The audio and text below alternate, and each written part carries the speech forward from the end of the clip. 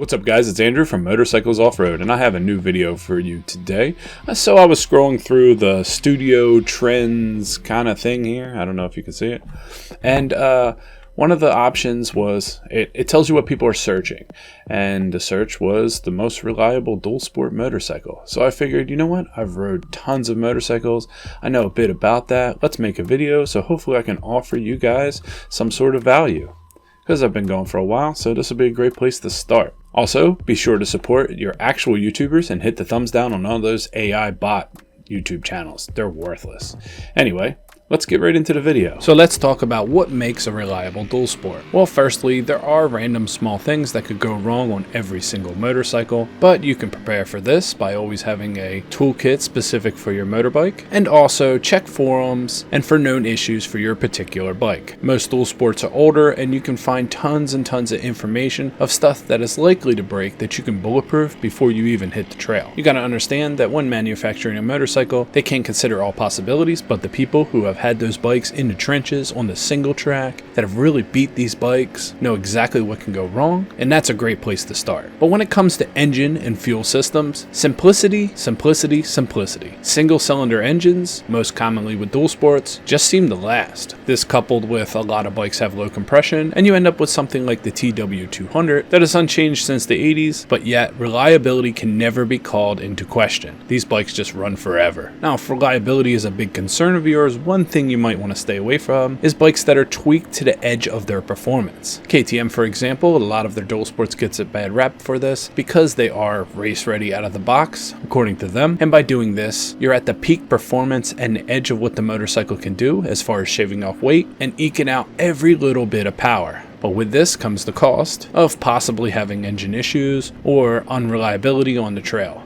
It really depends what you're going after. If you want a dual sport that you only ride on the trail and you only do dual sport events and you just like the thrill of twisting the throttle and having a good time out there, then maybe something like a KTM is better for you. But if you're somebody that wants reliability for long distances, moto camping, stuff like this, then I would say something Japanese, the Big Four, might be more up your alley. Now, a lot of people like to talk about carburetors versus fuel injection. At this point, fuel injection has been around for so long, it's very reliable, but I've had a lot of Australian audience members who have told me, hey, I like my carburetor because it gives me the peace of mind if something breaks, I can fix it on the trail. And that's something to consider. But I also want to say it's very rare that modern fuel systems fail, although there is certain bikes where it's a ticking time bomb and it could just go at any time, like the KTM 690, for example. But I would have to say both are good, and I wouldn't dwell too much on one or the other. But if you are really familiar with carburetors, and this is a place where you really feel at home, then maybe you would feel more comfortable getting something like an older DR650, for example. The next thing to check for reliability is the track record of the engine itself. It's very important. What do I mean by that? Well, there's a lot of motorcycles that are coming out that I don't want to say have new technology, but new to their manufacturing process, and sometimes that can lead to disaster. But if you look at something like the Tenere 700, for example, a relatively new motorcycle, it's only been out for a couple years, but the engine was taken from a street variant. The CP2 is known to be one of the most reliable engines you could possibly buy. Therefore, when it's put into the Tenere 700,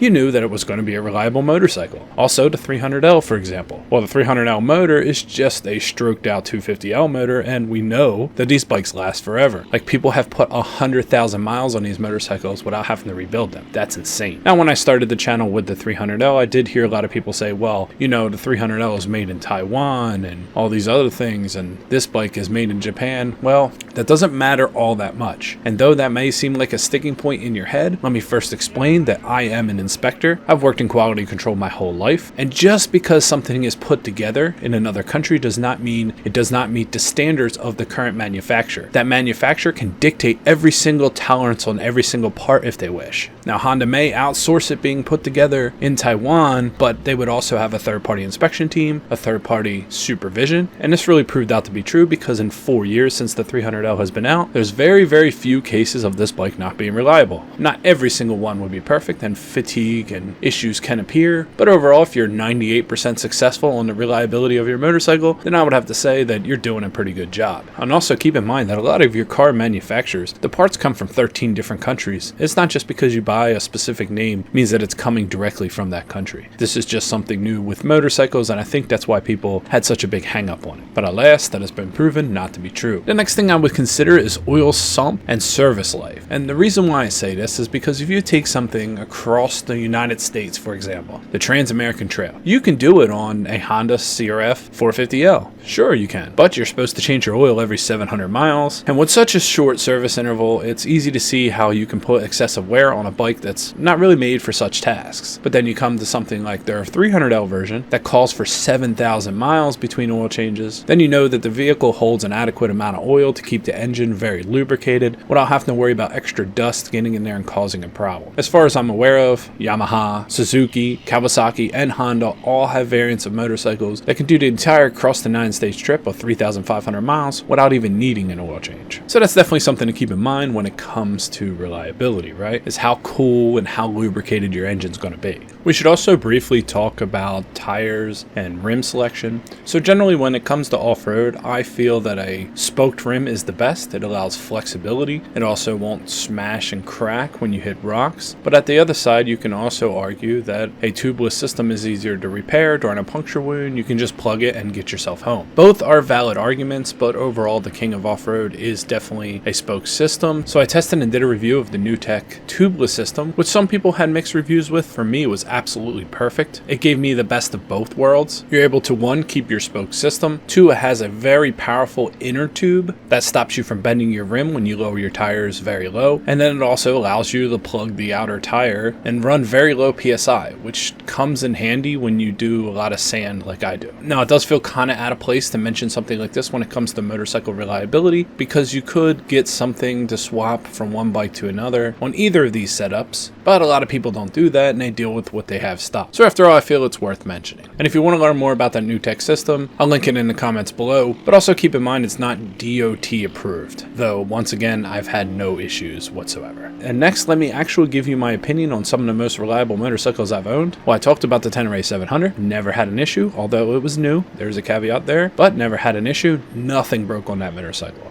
And we've taken it all the way across 4-day moto camping trips, into Pine Barrens, everywhere you can think of, never had anything go wrong with that motorcycle. The TW200, another bike that was dead reliable. It's not a fast bike, but man, it'll tractor up anything and it'll last you forever. Great farm bike. The CRF300L, once again, I said that motorcycle. Of course, that's a very reliable motorcycle. And the DR650. DR650 is an amazing motorcycle, very reliable, and I'm happy that that bike's still on the market. Now, of course, I didn't name all the motorcycles. These are some of the ones that I've tested. And in the comments below, let me know other ones that you think. Like, I definitely need to get out and do a full review of the KLR 650. That bike is notorious for lasting. After a few modifications, it's just bulletproof. But I'm sure there's tons and tons of other bikes out there. So if you put them in the comments below, it'll intrigue my interest, and maybe we'll get a review of something I haven't rode yet. Also, all the bikes I did mention below, of course, I do have reviews on the channel. Check out the review playlist, check out all those videos, and I guarantee you'll find some value. But that's it, guys. I wanted to do this quick video to put some information out there and give you guys something to think about. My name is Andrew. This is Motorcycles Off-Road, and thanks for watching, guys.